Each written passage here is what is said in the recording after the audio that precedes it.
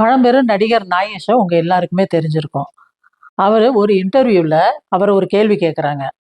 உங்களுக்கு வர வேண்டிய நல்ல பெயர் மத்தவங்களுக்கு போய் சேர்ந்துச்சுன்னா, உங்களுக்கு எப்படி இருக்கும்? அப்படின்னு சொல்லி கேட்குறாங்க. அதுக்கு நாகேஷ் அவர்கள் சொன்ன பதில் என்ன தெரியுங்களா?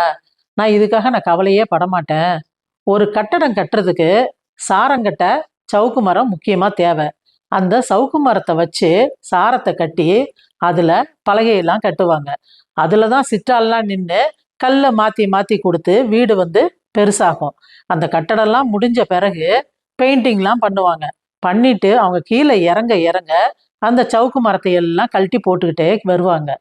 கட்டடம்லாம் முடிஞ்ச பிறகு அந்த கட்டடம் உயர்றதுக்கு காரணமா இருந்த சவுக்கு மரத்த கொண்டு போய் ஓரமா வச்சுட்டு, எங்கேயோ வளர்ந்திருந்த வாழை மரத்த கொண்டு வந்து கட்டடத்துக்கு முன்னாடி கட்டி வரவேற்பு செய்வாங்க. அப்படின்னு நினைச்சுட்டு நான் போயிடுவேன் அப்படின்னு சொல்லி நாகேஷ் இந்த உரையை முடிச்சிருப்பாரு. இப்படிதாங்க நெறைய பேர் வாழ்க்கைய கஷ்டப்பட்டு நீங்க உயர்த்தியிருப்பீங்க. ஆனா, அங்க உயர்ந்த பிறகு உங்கள மதிக்காம ஓரத்துல வச்சிருப்பாங்க. இதுக்கெல்லாம் நீங்க கவலைப்பட்டுட்டு இருக்காதீங்க. பல பேர் உயர்ந்ததுக்கு நீங்களும் ஒரு காரணம் அப்படின்னு நெனைச்சுட்டு சந்தோஷப்பட்டுக்கிட்டு போயிட்டே இருங்க.